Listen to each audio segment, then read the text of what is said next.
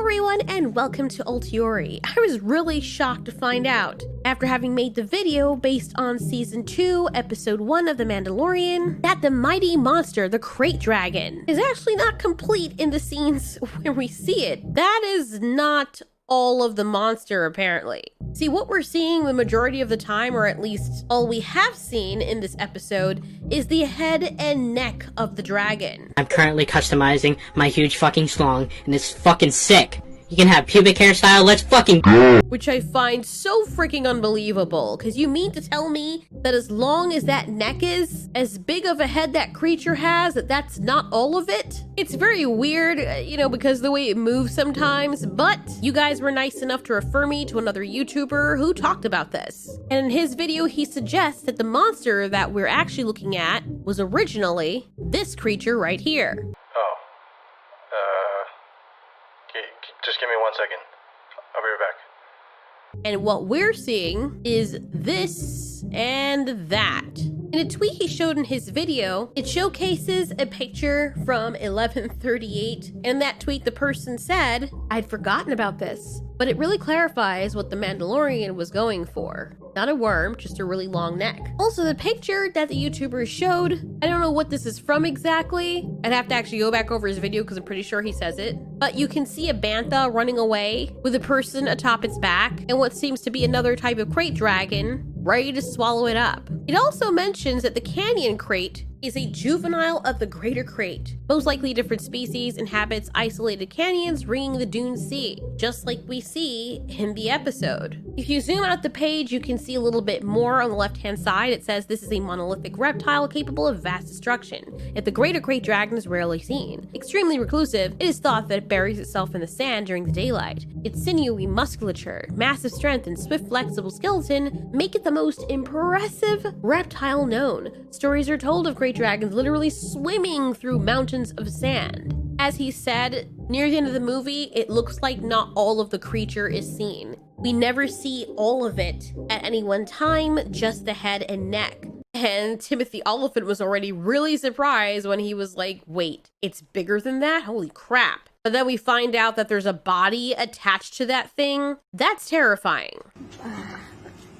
This thing is literally a subterranean kaiju. You guys can go and check out Eckert's Ladder. He's a Shiba Inu with a freaking cap on. And I really do like how he picked this apart. Now, I also looked this up on the wiki because, of course, I had to. I want to learn more about this. Please correct me if I'm wrong, but according to the wiki, Krayt dragons were large carnivorous reptiles that hailed from Tatooine, a desert planet in the galaxy's outer rim territories. They came in two species and despite their fierceness, were hunted for their precious pearls found in their bodies, as we can see later on in the episode. Now, it says here that Krayt dragons were giant carnivorous reptiles that had two species, the smaller and more common Canyon Krayt and the Greater Krayt. This is the picture that they have for the Canyon Krayt. This thing that looks more dragon-like or Komodo dragon-like. A normal creature that we'd probably see in our worlds, but like minus the horns. How we already have lizards that look like that. And then the really large kaiju version, which we see in the Mandalorian episode, the first one of the second season.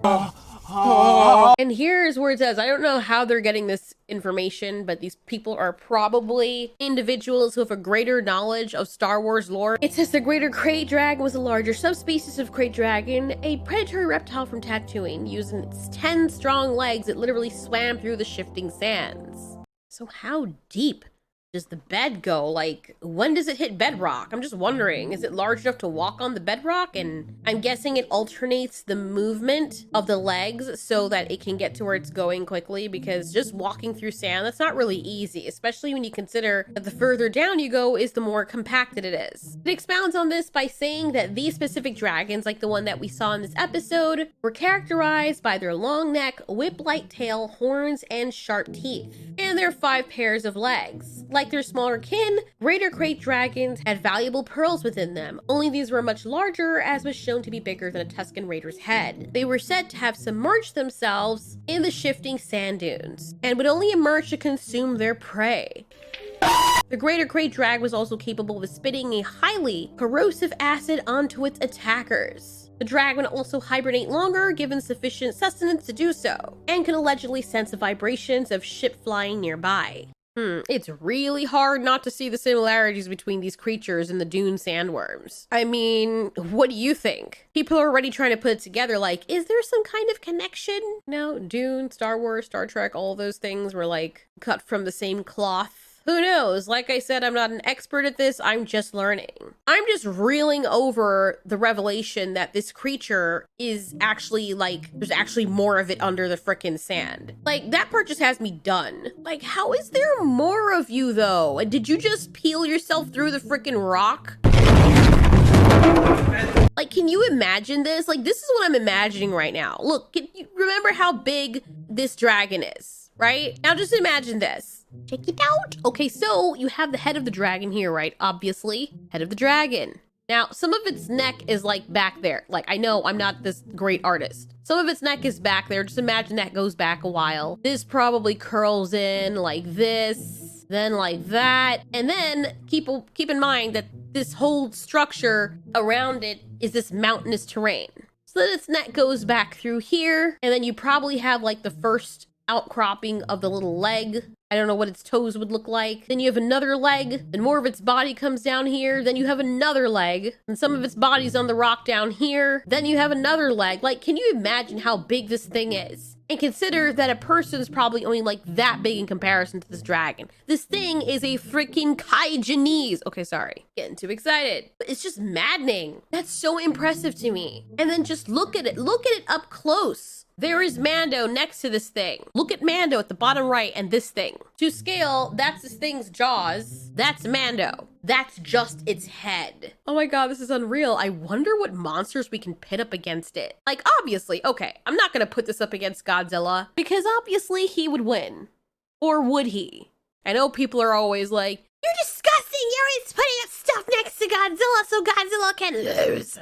That's not true. But under what circumstances would this thing actually have a chance against something as glorious as Godzilla? Being that, you know, it could open up a place under the ground to have him fall through. Not like that would kill Godzilla, because, you know, I mean, it just wouldn't. But considering that this scene, or these scenes from The Mandalorian, are more reminiscent of Monster Hunter, I would think it would be adequate for us to put this up against one of the elders or one of the monsters from the Monster Hunter universe. So what do you think, guys? Which monster would that be? Which monster do you think would be a fair candidate for the Krayt Dragon from the Star Wars universe? How do you guys feel about this? Do you actually believe this creature has 5 sets of legs underneath all of this? And what we saw was just its head and neck. You think the sand shark is actually a big old sand dragon?